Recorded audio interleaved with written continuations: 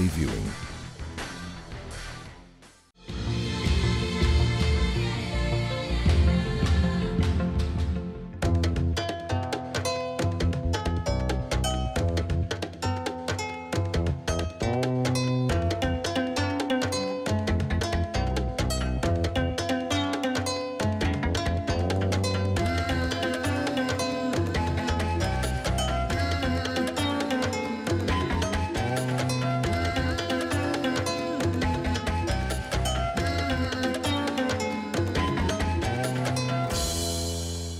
Hello and welcome to Kikao, your weekly authoritative program on Africa's agriculture. My name is Joe Ageyo.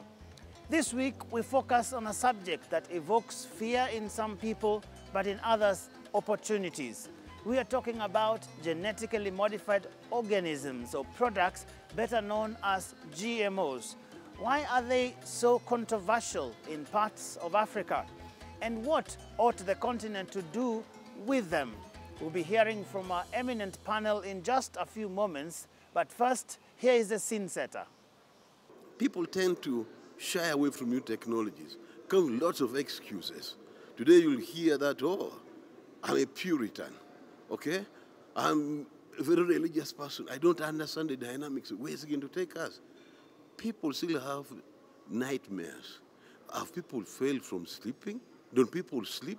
If you want to get rid of nightmares, don't sleep then. For how long are we going to have these sentiments without us addressing it? Let's now get some real answers to the many questions that people ask around the continent from our eminent panel of experts. And for this, we join Dr. Canisius Kanangire, the Executive Director of AATF.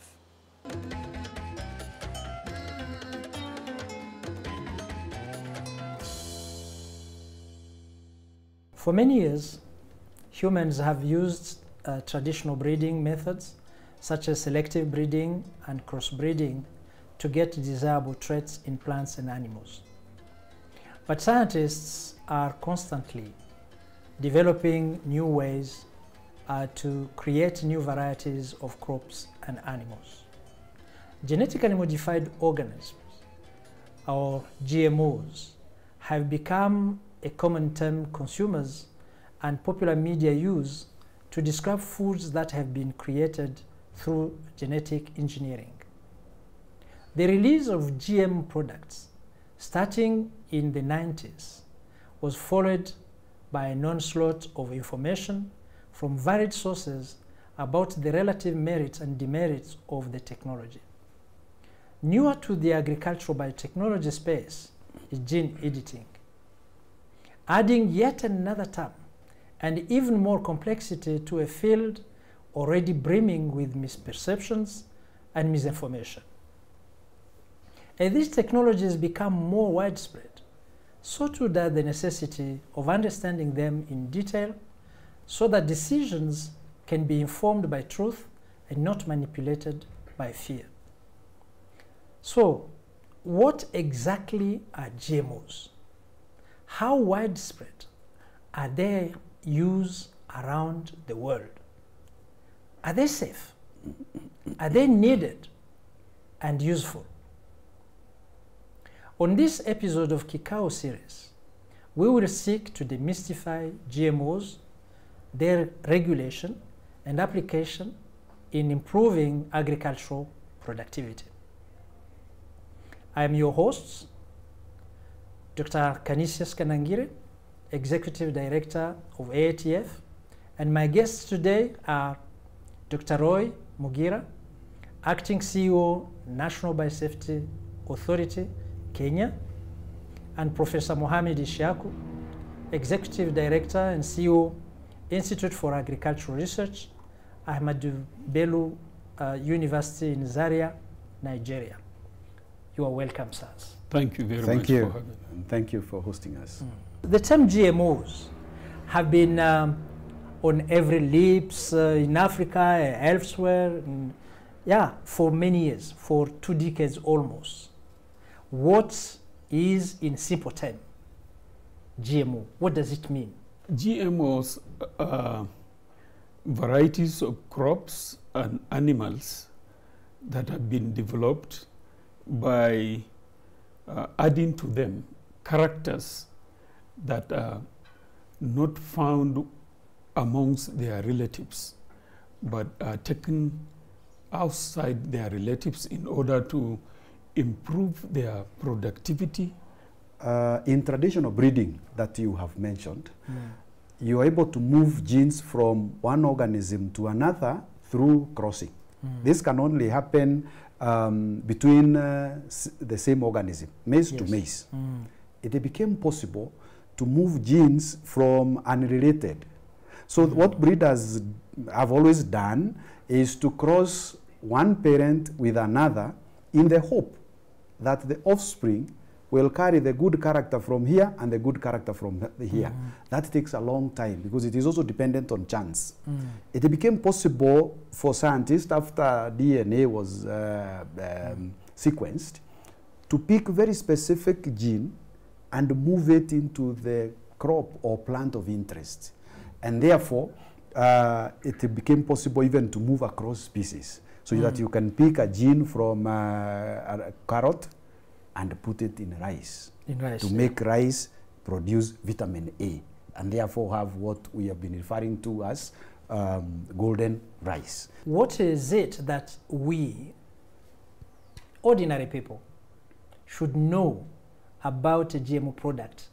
GMOs are not any different from any improved variety or strain of animals developed, except that they have gotten an increased capacity to provide for humans services such as resistance to drought, resistance to disease, increase in the number, in the quantity of say, sugar produced or oil produced in the plant and so on.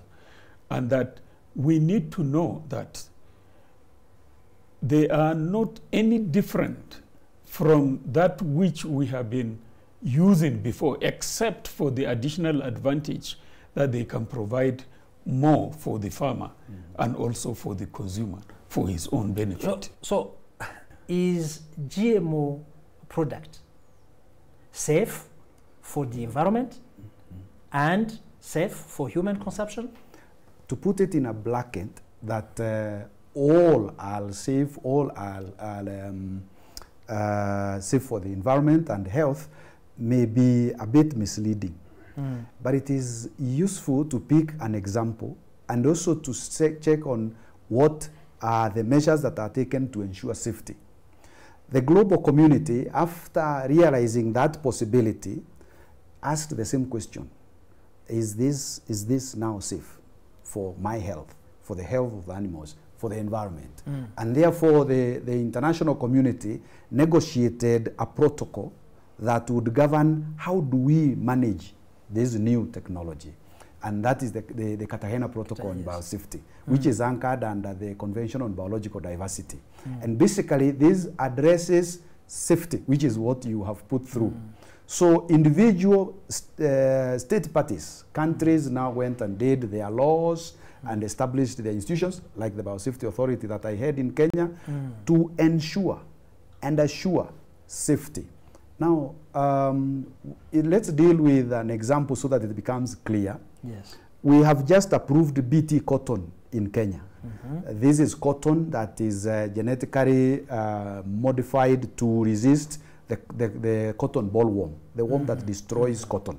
Yes. Now, BT, we need also to say what that one is. Probably it is coming later in our discussion, but a lot of people think it is biotech cotton. That is not the case.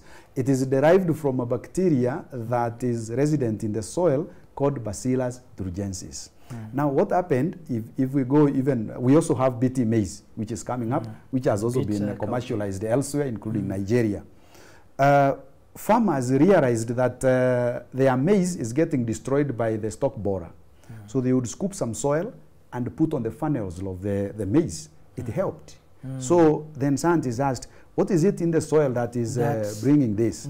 The first suspicion was that is suffocation. So the borers are being suffocated inside the funnel and therefore they die. But when they examined, they saw, no, this death is not just suffocation. There must be something. And that is when scientists now identified a bacteria in the soil, the Bacillus thuringiensis, and therefore BT, that produces a protein which is the one that is responsible for the deaths that were being observed.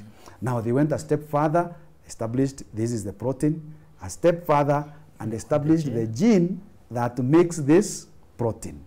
Now they said, why don't we put this gene in maize, in cotton, in cowpea, so that the maize can make that protein itself. Yes. And fight and protect itself. Fantastic. That is very good. I think we understand now the technology itself and the BT idea of it. We will take a short break.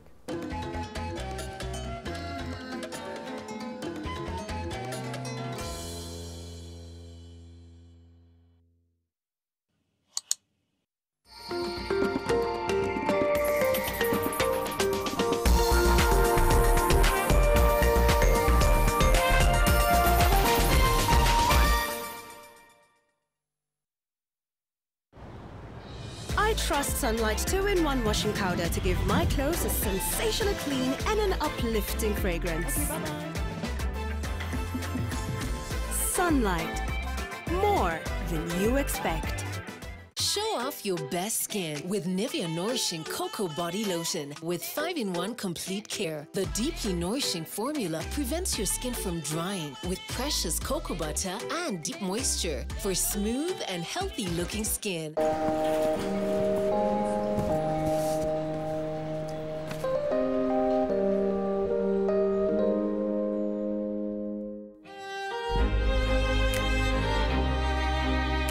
The moment I feel my pain starting to fade, it's like I'm going back to myself on a really good day.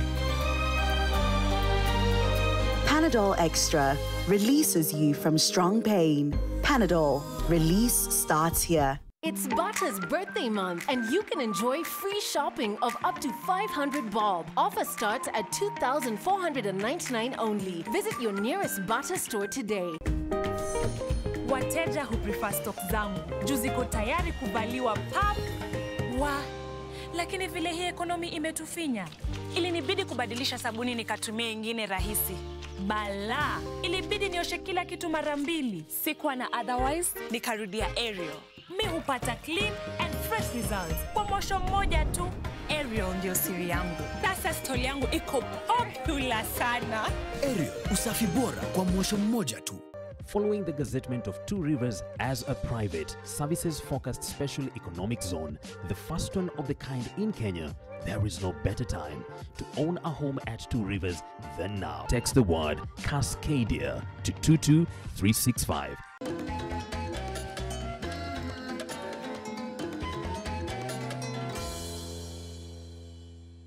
Welcome back to the Kikao session. Yeah, when I was listening to Roy, I saw Professor Ishaku like burning to have some contribution on the safety of these GMOs, on environment, on human consumption, on other animals, if they are fed on BT products. Please take some time and share with us. I suspect our viewers will want to know what is it that is used to arrive at the safety? What are those things that you will say? Ordinarily, if it is food, you think of it, whether is it a poison? Can it kill someone? Or can it cause some stomach discomfort or of any sort? And for the environment, is it that when you plant it, it is going to overcome everything else in the place and dominate everything around? Or is it going to remain forever and become like a big tree instead of a piece of maize or so? A monster. Those are the kinds of considerations that the safety is referring to. First of all, poisons are known. They have their similarities. There are chemical compounds food scientists have known. Those that cause itching and discomfort for human beings are called allergens. Those are things that cause reactions.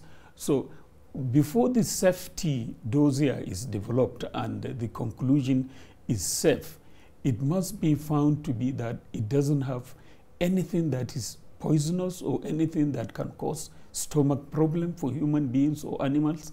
And then if it is planted, it is going to behave just like its own ordinary counterpart. And if it is used as food, it is going to test and have the same chemical composition as its own conventional food. That is the only time when it is going to be regarded as being safe.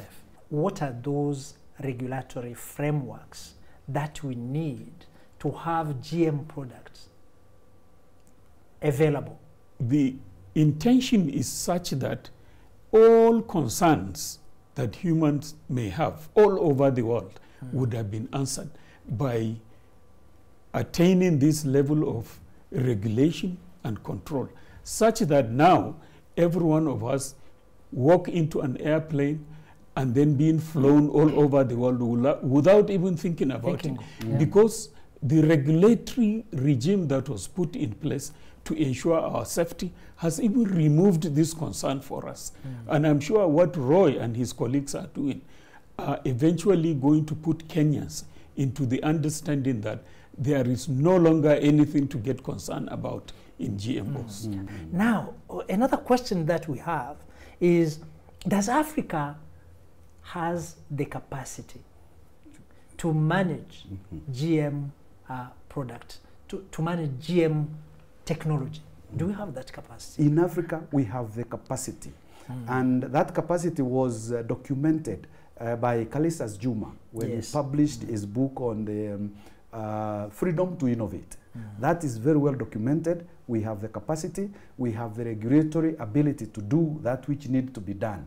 So when we are saying this is safe, farmer can grow, consumer can feed, it is indeed safe. You talked of maize, BT cotton, BT cowpea.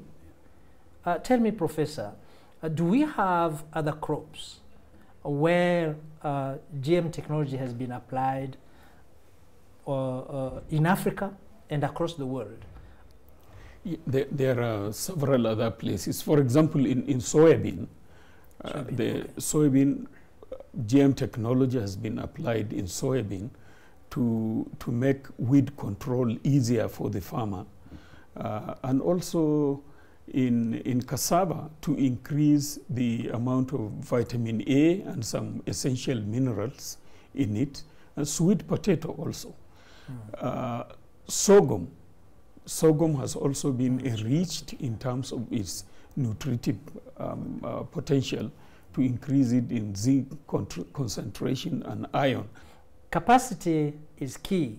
Now, I think what I will say is, how is it communicated to different stakeholders that from the farm where we know that there is these issues to the researchers where they will produce that solution to the biosafety authorities to say, now we are sure it is good, and then go back to the farm, now go and use it. I think that is an area where we need to work. Do you have some? Yes, the issue is on perception. And I want to admit, as a scientist, as an expert in this area, and even as a head of an institution in Kenya, this is an area we have not done very well. The area of communicating it, the area of making it an everyday street conversation. That has not happened. And in fact, this kind of engagement, where we can ask questions without making reference to slides and PowerPoint presentations, is a perfect way of getting these messages out there. Do we even receive feedback from our clients when they interact with this technology? That is I think, the weakest point in our... I think that is very important, and the question was asked deliberately, because if it is so safe, why on the other side people are still jittery when you talk of GMO? That's right. I think I will ask our colleagues from the media to help us break the walls of the communication and let that science, that assurance, and that seriousness go down to the consumers, go down to the farmers, go down to the decision makers, so that they know that there is no reason for fear.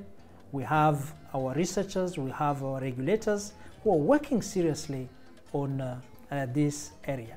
I think when we come back, we take a break, and when we come back, we look now at the farmers' level.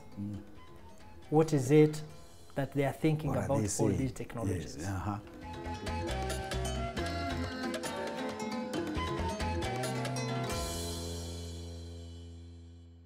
Welcome back to the Kikao session. Thank you. Yeah. We were talking of how GM product can address some issues, and I know there are many at the level of the farmers. What is their perception on GM product? Are they willing to plant GM seed, for example? Farmers are very clever. They are business-minded people. The new variety, once provides solution to their problem, they grab it and nobody can stop them from using it. Farmers all over the world, government might have its own regulations and so on, but if a farmer gets attracted due to the productivity and the benefits he is going to get from a new variety, whether it is GM or not GM, farmers don't care. They are looking for solutions to their problem. That lends the credence to the fact that our policymakers need to become more accountable to the need of the farmers, rather than going by some flimsy perceptions being peddled around by those people who do not even know what agriculture is in the first place. We took farmers to a confined field trial of cotton in some central Kenya location place, and we took them round. This is the BT cotton, this is the conventional, you can see, and we went round. They almost took the seeds by force. They said, give us this one, we have already seen, so what are you waiting for? And we're telling them, wait, hold on, we still have some stages. Then they couldn't understand why we are not giving them the seed. The other day, we met farmers from Northlift in Kenya, and we were basically telling them there is the BT technology that is coming, which will help us address the issue of the stem borer, and they challenged us. Bring to us also that which will address the fall armyworm. Yes. And also go and do that science. Bring to us that which will make nitrogen, you know, maize that can make fertilizer. Yes, for fertilizer. Yes. So that they can reduce the investments in fertilizer. So like Prof is saying, once the farmers see that this is addressing our problem, they are ready to go. Obviously, this biotechnology is bringing solutions to the main challenges. Obviously, the farmers need it. What can we do to enhance the adoption and use of this technology in many countries on the continent? We need to put more effort in exhibiting the technology practically, in both on the farm and also on the table for people to see. If any Kenyans or Nigerians or any African for that matter had traveled to places like Brazil, Argentina, United States of America, China, and so on, if they had eaten sweet corn, for example, sweet melon, and so on and so forth, they would have eaten GM varieties of these ones. They would have been thanking their tongue for tasting that, because they are so tasty, sweet, and so on. So without knowing it, in those countries, they have gone beyond that level of doubt and rumor peddling about this technology. It has become part of their diet. So here, we need to invest more in creating awareness, in disabusing the minds of the public, most especially by those people who present themselves as experts in this area while they are novices. A professor can be a professor in a particular area, but he might not know exactly the subject matter under discussion. Yes. And if he or she opens her mouth to the public and then musters the reaction of members of the public, our policymakers shake without taking any change. Colleagues, Professor Ishaku, Dr. Roy Mugira, yes, I want to thank you very much, and I want to take this opportunity to also thank our viewers for their attention. I invite you to the next Kikao session. Goodbye for now. Thank you very much for.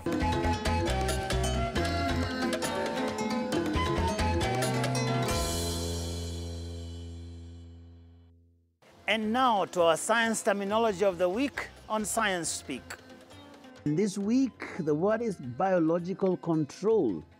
This is a method of controlling pests and diseases using other organisms. For example, the introduction of a particular species of birds into an area to control locusts. All right, what a revealing conversation that was, separating fact from fiction. So yes, GMOs may not be the silver bullet, or at least not the only one on the African continent, but they're definitely part of the toolkit needed to tackle the question of food security on the continent and other applications. My name is Joe Agayo. This conversation can only go on. Thank you for watching Kikao.